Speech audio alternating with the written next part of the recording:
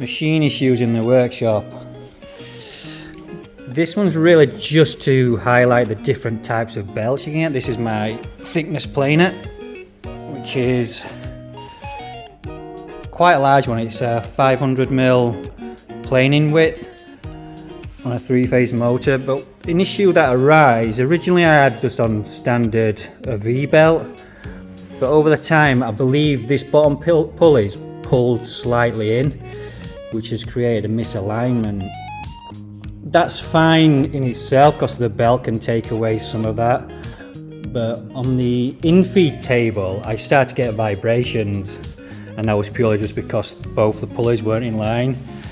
I couldn't line the pulley back up because inside here somewhere, right there if you can see it, is a grub screw. So that goes into the shaft of the motor, and it has slightly worn down, not on the grub screw but on the shaft. So I decided to change the belt to one of these. So this is a segmented belt. So I have 2 of these. They are really expensive. This one per belt was around £70, and you've got 2 of them, so that's £140, which works fantastic for getting rid of the vibrations. It stopped everything. But what I noticed, because my machine has a brake on it, which is quite an aggressive brake and stops within a couple of seconds, I noticed that it was stretching the belt. So this is from the original use, this is the amount that I've had to take off, which is around 6 to 7 inch, but not just in one go. So what I found was happening is, once the belt was fitted on there, after 2 or 3 stopping the machines, it was stretching, and then the belt started slipping, which then reduced the power going into the motor head right here, the head of the blade.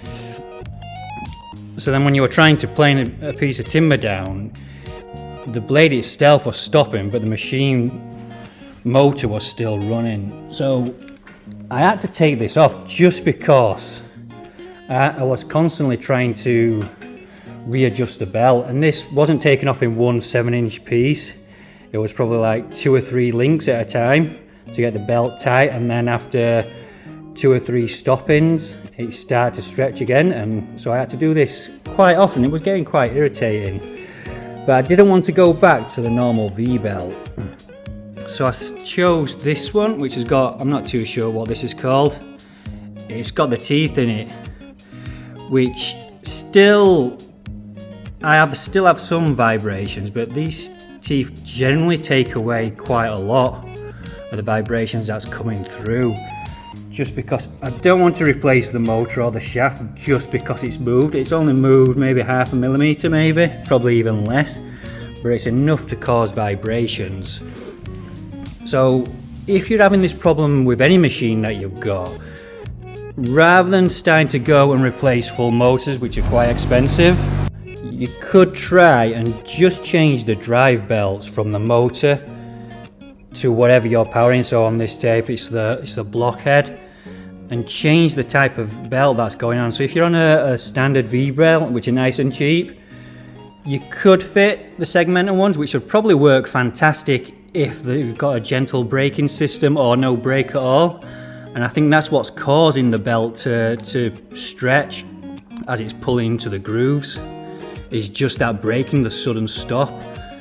So I think if you've got no brake on your machine, they'll work probably just fantastic and fine.